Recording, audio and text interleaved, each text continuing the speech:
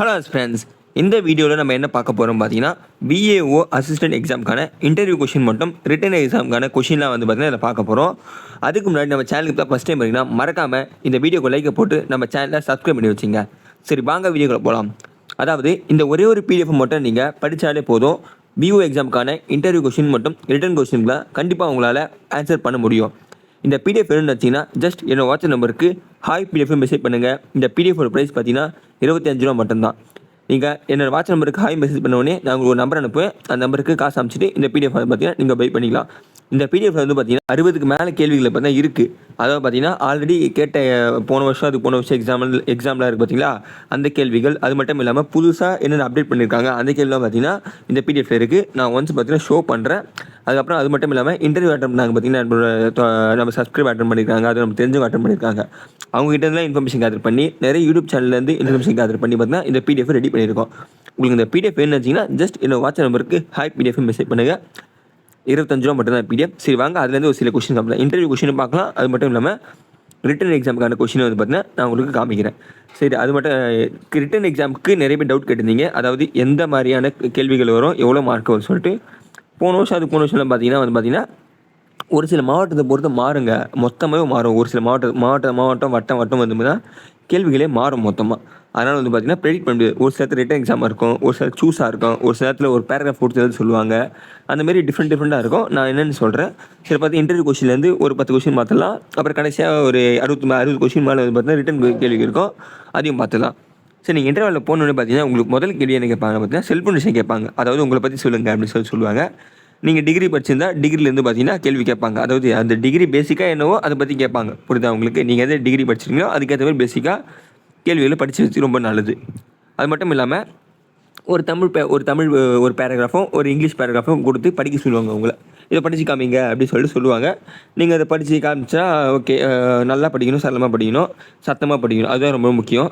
நிறுத்தி நிதானமாக சத்தமாக சவுண்டாக படித்தா ஓகே, பரவாயில்ல படிக்கிறாங்க அப்படின்னு சொல்லிட்டு எக்ஸாம் எடுக்க நிறைய வாய்ப்பு இருக்குது. அது மட்டும் இல்லாமல் நீங்கள் என்னென்ன டாக்குமெண்ட் வேணும் எடுத்துகிட்டு போகணும் உங்களுக்கு தெரிஞ்சு வேணும்னு நினச்சிங்கன்னா நீங்கள் பிடிஎஃப் வாங்கும்போதே உங்களுக்கு நான் ஒரு பேப்பர் அனுப்புகிறேன். அந்த பேப்பர்லேயே போட்டிருக்கோம் எந்த டாக்குமெண்ட் எடுத்து போகணும்னு சொல்லிட்டு பிடிஎஃப் வாங்கும்போது கொடுக்குறேன் உங்களுக்கு. ஓகேவா? அது மட்டும் இல்லாமல் ஒரு சில கேள்விகள்லாம் இருக்குது பாருங்கள். இப்போ கேள்வி இருக்குது. இப்போது தெரியாமல் போய் உட்காந்துன்னு பண்ண முடியாது. அவங்க கேட்பாங்க உங்ககிட்ட இறப்பு மற்றும் பிறப்பு சான்றிதழ் பெற எத்தனை நாளுக்கு விண்ணப்பிக்க வேண்டும் அப்படின்னு கேட்டாங்கன்னா உங்களுக்கு தெரிஞ்சிருக்கும். இறப்புக்கும் பிறப்புக்கும் பார்த்தீங்கன்னா 21 நாளுக்குள்ளே பண்ணணும். இல்லைன்னா அது மட்டும் இல்லை, அதுக்கப்புறம் பண்ணால் உங்களுக்கு தாமதமாக நீங்கள் ஃபைன் பே பண்ணணும் அப்படின்னு சொல்லுவாங்க. இதெல்லாம் 21 நாள் சொல்லிட்டு தெரிஞ்சால் நீங்கள் உங்களை எடுத்துப்பாங்க. அதனால் புறம்போக்கு நிலைமைனா என்ன அப்படின்னு சொல்லிட்டு நிறைய கேள்விகள் பார்த்தீங்கன்னா இருக்குது. இல்லை மொத்தம் நான் உங்களுக்கு பிடிஎஃப் ஸ்கால் பண்ணி காமிக்கிறேன் பாருங்கள். நீங்களே பொறுமையாகவே இதில் மட்டும் 63 கேள்வி, அதாவது 60க்கு மேலே கேள்விகள் பார்த்தா இருக்குது. இதில் பார்த்தீங்கன்னா எப்படி இருக்குன்னா இங்கிலீஷில் கூட கேள்வி வைப்பாங்க ஒரு சில நேரத்தில். அதனால தான் எல்லா டைப்பும் நம்ம எடுத்து வச்சுருக்கோம்.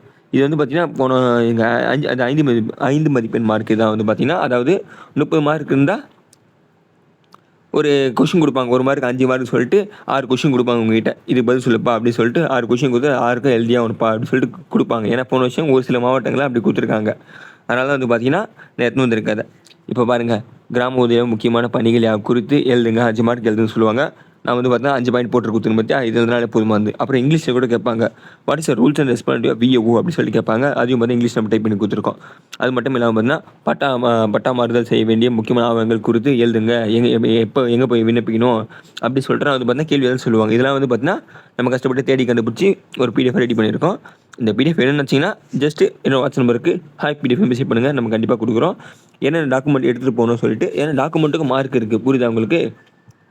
அதெல்லாம் கரெக்டான டாக்குமெண்ட் கொண்டு போகணும், ஒரிஜினல் டாக்குமெண்ட் தான் கொண்டு போகணும். பழையலாம் இருந்தால் நீங்கள் அது புதுசாக மாற்றிடணும். ஏதாச்சும் உங்களுக்கு டாக்குமெண்ட் அப்ளை பண்ண நினச்சிங்கனாலும் என்கிட்ட சொல்லுங்கள், நான் அப்ளை பண்ணி வாங்கி தந்துடுறேன். எதுவும் அதெல்லாம் பிரச்சனை இல்லை. நம்மளே பார்த்தீங்கன்னா அப்ளை பண்ணி தருவோம். உங்களுக்கு வேறு ஏதாச்சும் டவுட்டுலாம் கேளுங்க. எக்ஸாம் எப்படி நடக்கும் அப்படின்ற டவுட்டு நிறைய பேருக்கே இருக்குது. ஏன்னா பார்த்தீங்கன்னா ஒரு மாவட்டம் வாரியாக மாறுங்க. அந்த சர்டன் டைம்லேயும் அவங்க பார்த்தீங்கன்னா ஒரு 2 கொஷின் கூட 30 மார்க் சொல்லுவாங்க. அதை பார்த்தீங்கன்னா ஒரு பெரிய பேராகிராஃபாக எழுதுங்கப்பா, உங்கள் கிராமத்தை பற்றி எழுதுங்க. இல்லை வேறு ஏதாச்சும் இப்போ ஒரு மாவட்டமாக காஞ்சிபுரம் மாவட்டம்